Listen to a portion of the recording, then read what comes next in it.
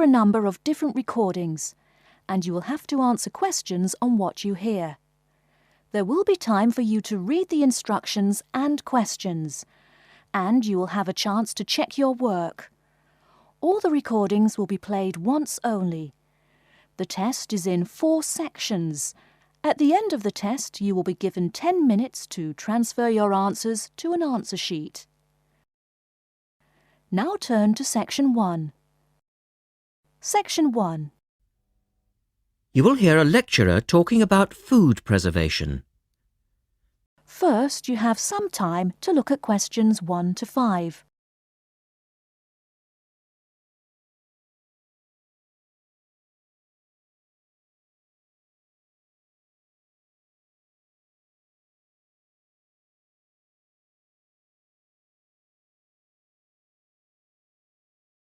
In today's lecture, I'd like to look at the topic of food preservation and start by asking the obvious question, why do we need to preserve food? Well, apart from keeping it fresh for our daily needs, many foods, such as fruit and vegetables, are only available at certain times of the year. So if we want to be able to eat these foods all year round, we need to preserve them. We also need to preserve food for export overseas, to make sure that it doesn't perish in transit. And lastly, we need to be able to preserve food for when there are food shortages.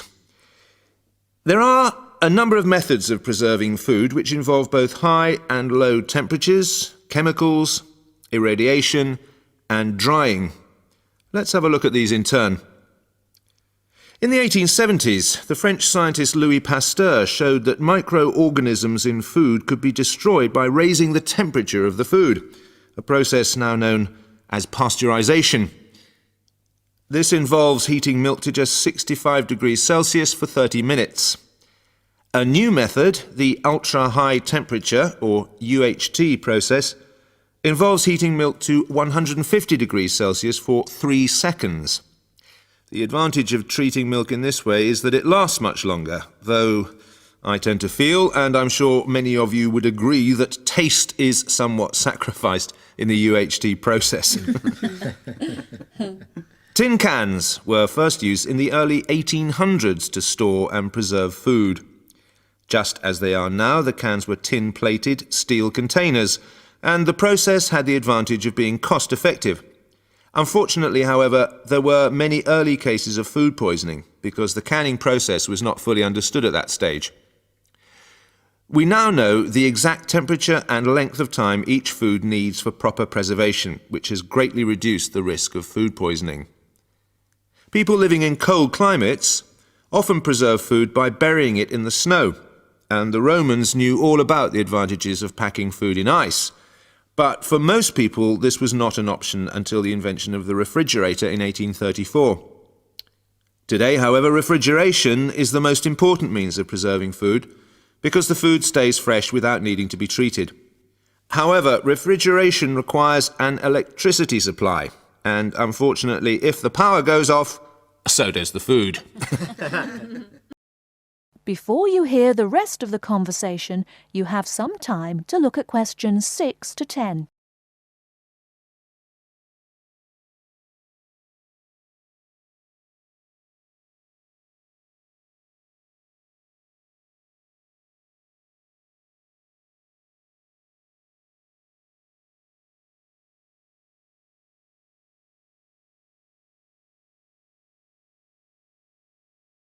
Now listen and answer questions 6 to 10.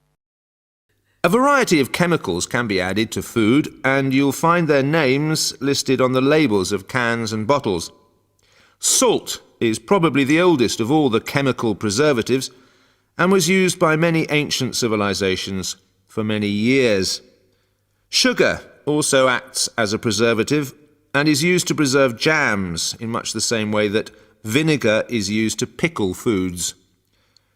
Chemical preservatives are effective, but they do not suit all foods, and the processes involved are time-consuming.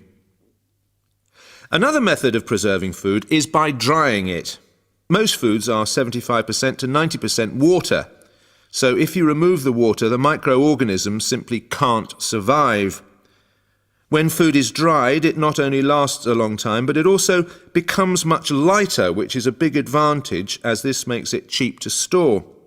Though some people argue that valuable nutrients are lost in the process.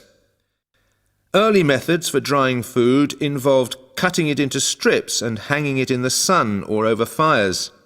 But there are now a number of more modern methods which involve the use of recent technology. One of these is known as roller drying, and it's a highly effective way of making dried foods from liquids, such as soup. Have a look at this diagram to see how it works. Well, first of all, the hot soup is poured in at one end here. The liquid spreads to form a thin layer on a heated belt. The liquid dries as it moves along. By the time it reaches the end of the belt, all the water has evaporated, leaving only dry powder. A blade then scrapes the dried material off the roller and captures it in powder form. All you have to do is add boiling water, and you have your hot soup back again, ready to drink. Another method is called freeze drying, and for those of you who still remain... That is the end of section 1. You now have half a minute to check your answers.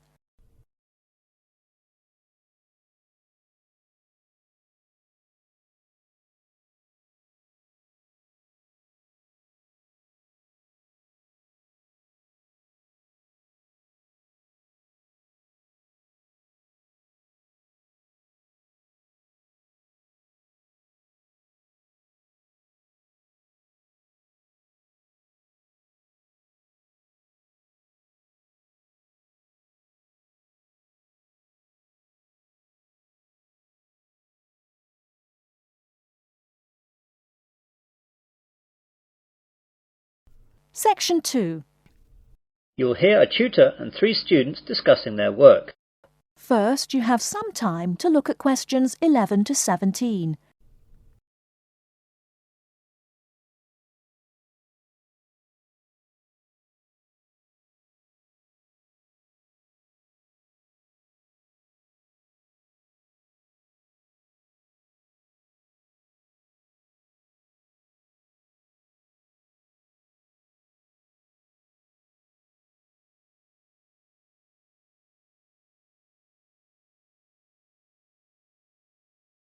Now, listen carefully and answer questions 11 to 17.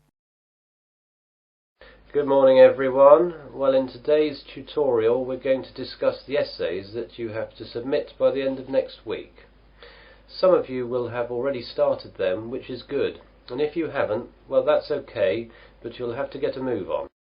So, let's begin with you, Simon. What's happening with you?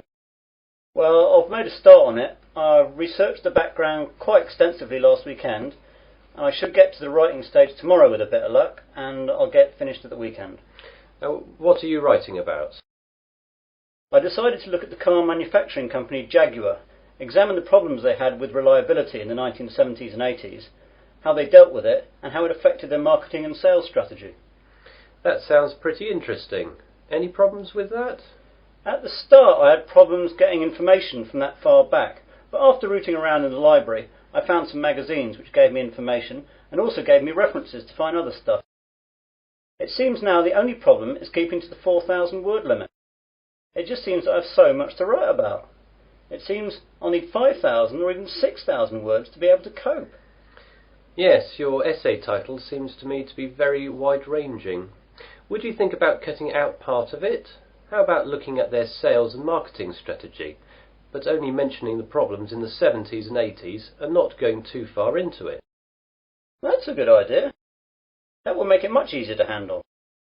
By the way, how do you want us to hand in our work? Do you want us to drop in a hard copy to your office? You could do that, but I'd prefer it if you just emailed it to me as an attachment. You've all got my address. If not, give it to the secretary, clearly marked that it's for me. Right, Jennifer, how about you? I've not really got going on it yet, but I have decided on a subject. I'll try and do some research during the rest of this week, and I should get writing this weekend. Okay, what are you writing about then? I want to look into how supermarkets use market surveys to develop their products. Will you have enough time to find out what sort of things that the supermarkets do? You won't have much time for that. It should be okay. I've had a look in the stack system in the library and I found a magazine that surveyed all the UK major supermarkets and a trade publication that analysed the same things in Canadian supermarkets. Be careful about using their conclusions too much. The university takes a tough stance on plagiarism. Make sure you properly list where you get your information from in a bibliography and try and do your own analysis. Get going too, as that analysis will take a bit of time. Okay, thanks. Before you hear the rest of the talk, you have some time to look at questions 18 to 20.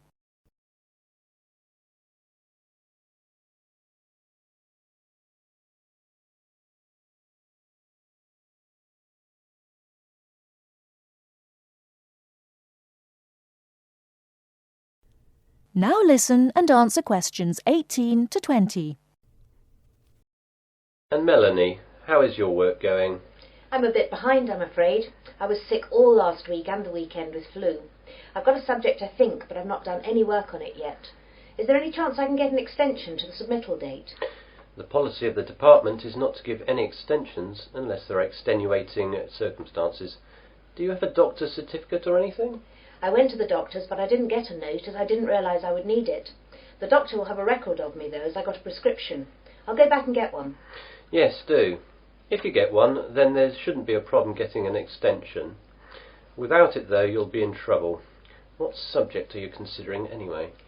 I thought I'd do an overview of the UK mortgage interest rates and their effect on housing sales trends over the last 10 years. I thought it might be of interest because of the huge increases of house prices over the last decade. Certainly an interesting subject, and it should be no great problem getting information, as this has been fairly well documented.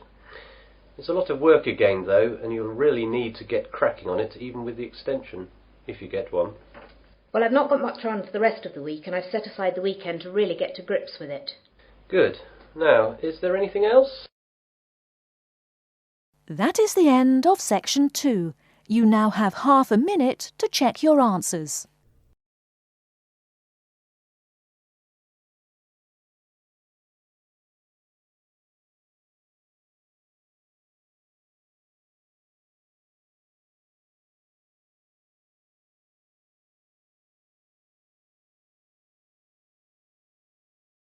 Section 3.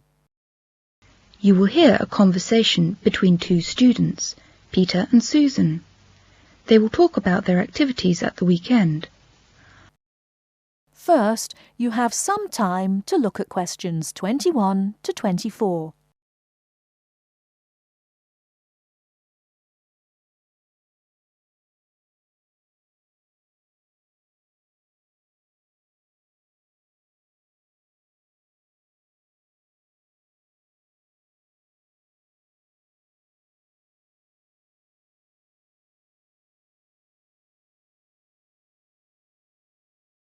Now, listen carefully and answer questions 21 to 24.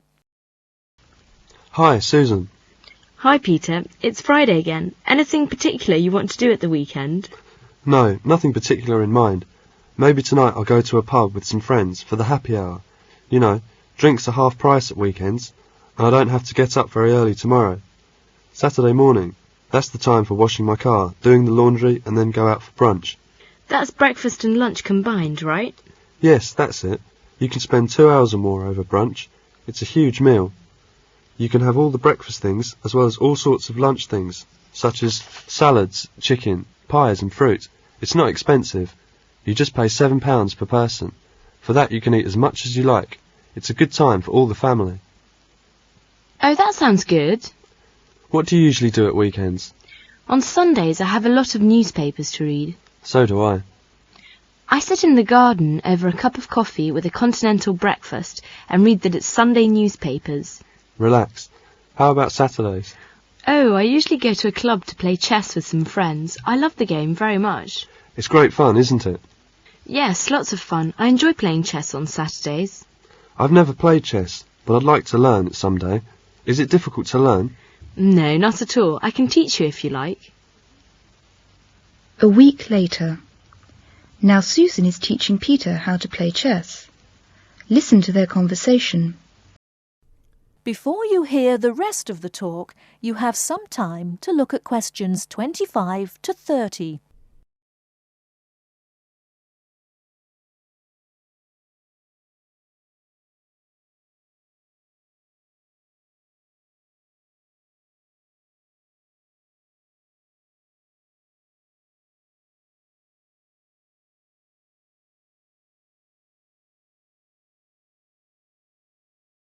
Now listen and answer questions 25 to 30. Could you teach me how to play chess now? Yes, it's a board game played by 2 persons. How many pieces does each person have? 16 pieces. Each player has 2 rooks, 2 bishops, 2 knights, 1 king, 1 queen, and 8 pawns. One person uses the light-coloured pieces and the other plays with the dark-coloured pieces. The colours are always called white and black, even if they are cream and red. At the beginning of the game, the pieces are set up on the chessboard as shown in the picture. Oh, I see. There are 64 squares on the board. The rows of squares across the board are called ranks. You mean the horizontal rows? Yes, the rows of squares up and down, the vertical rows, are called files. Lines of squares running diagonally are called diagonals. How to move the pieces? There are some rules. Each of the pieces has to move in a certain way. The players take it in turns to move their pieces and can move only one piece in each turn. Once you have touched a piece, you must move it. After you have moved it and taken your hand away, you must leave the piece where it is. So, you are not allowed to change your mind? No. Each player has 2 knights, a king's knight and a queen's knight. They are shaped like a horse's head. The knight is the only piece which can jump over pieces. It can jump over pieces of its own colour, or over enemies' pieces. The knight can move in any direction, forwards, backwards, or to either side, but it always has to move 3 squares at a time. When the knight moves, it must go 2 squares in one direction and then 1 square to the side. I have to remember this. What is the aim of the game? Well, it's to trap your opponent's king so it can't escape being captured. That is, there are no squares for it to escape to, no pieces to protect it, and no pieces to capture the checking piece. When this happens, it is called checkmate, and the player with the checking piece or pieces wins. I'm afraid I need a lot of practice. Thank you very much. That is the end of section 3. You now have half a minute to check your answers.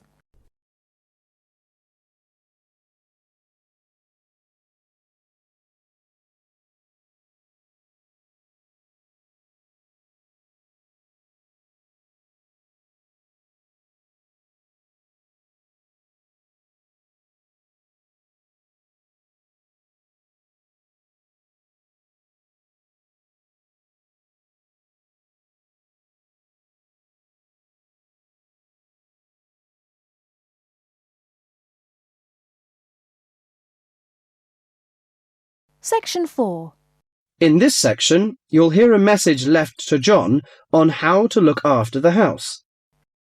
First, you have some time to look at questions 31 to 40.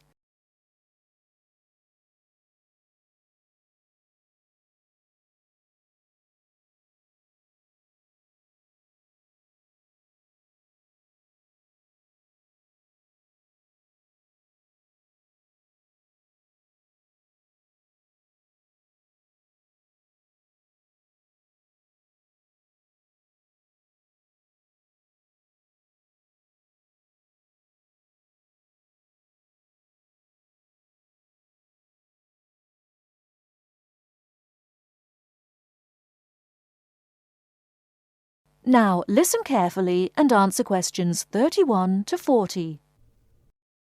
Hello, John. Welcome to the house. I'm really pleased that you can be here to look after my house while I'm away.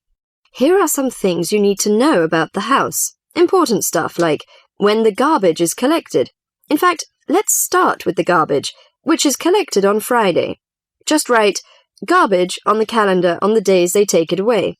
Put it out on Friday every week. That'll be Friday the 22nd, Friday 29th and Friday the 5th.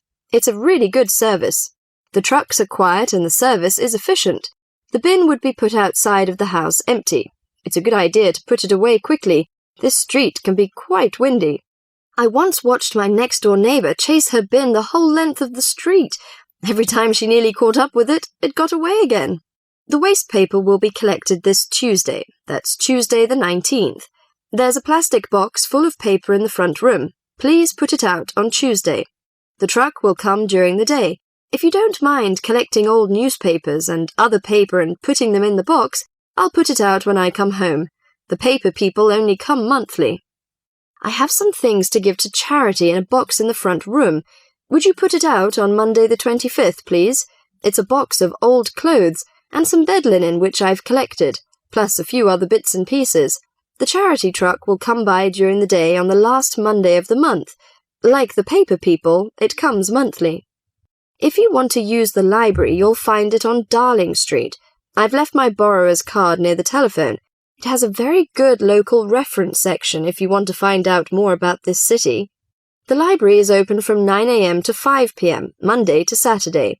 I'm sorry to say that we don't have a cleaner. Oh yes, filters.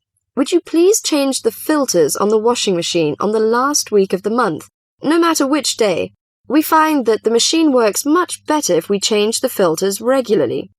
The gas company reads the meter on the 30th, the last Saturday. I think that's all the information about our calendar of events. Well, John, I'm trying to think what else I should be telling you. As you know, I'm going to a conference in London. I hope to have a little time to look around. It's a great city. I do hope I manage to get at least some of the theatres and museums. I'm looking forward to all the things I have to do at the conference too. I'm giving a paper on Tuesday the 26th, and there are a couple of exciting events planned later in the conference programme. I hope to meet up with an old teacher of mine at the conference. She taught English literature at my high school, and we've kept in touch through letters over the years.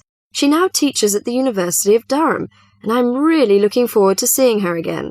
By the way, I expect you're hungry after your trip. I've left a meal in the refrigerator for you. I hope you like cheese and onion pie. Would you do me a favour, please? I haven't had time to cancel an appointment. It was made a long time ago, and I forgot about it until this morning. It's with my dentist for a checkup on Thursday the 28th. Could you please call the dentist on 8162-525 and cancel the appointment for me? Thanks a lot, John. One last thing.